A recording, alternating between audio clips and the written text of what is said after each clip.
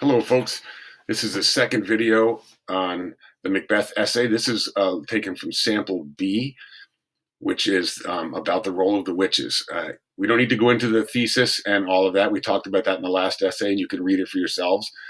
But the thesis just quickly does say that in this, if Shakespeare uses the witches in this play not as characters, but as modern embodiments of the fates of Greek mythology, and he does this to show how fate is tied to our moral character. So that's important because the paragraphs now need to follow that and prove that main idea, which is not necessarily self-evident. So we start off by talking about, meeting the witches. And what are they like? Who are, what exactly are they up to? How do they behave? That kind of thing. But here we get into, by the third paragraph, the important logic of the essay. But what is their power? Here I have to explain that the witches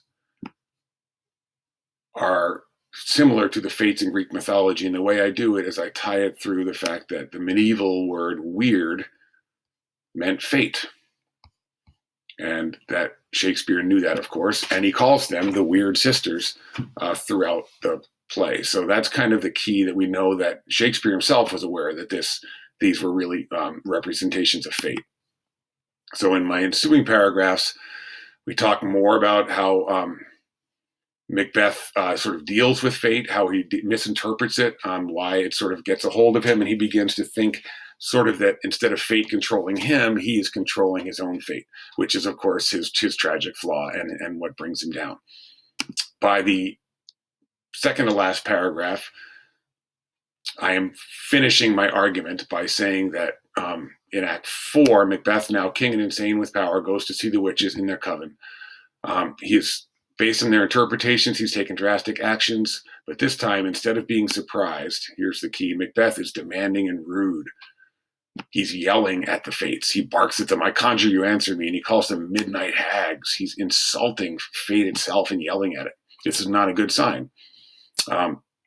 Critic Emma Sousa says, here the witches clearly represent fate, because Macbeth, as a tragic hero, has come to believe he can control and direct fate.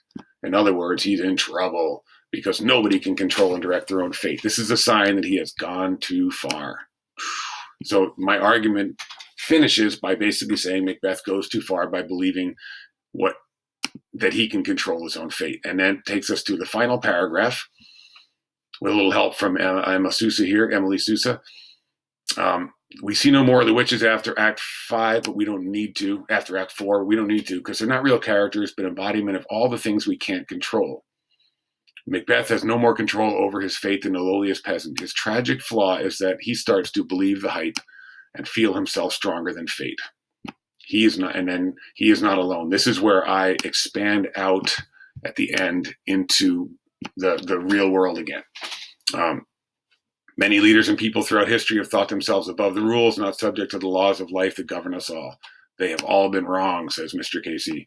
Fate always wins. Accepting one's limitations and working honestly within those bounds, listening humbly to the witches, is the only path to quality leadership or life. So I have expanded the idea of Macbeth back out into sort of a life lesson, a takeaway, we call it.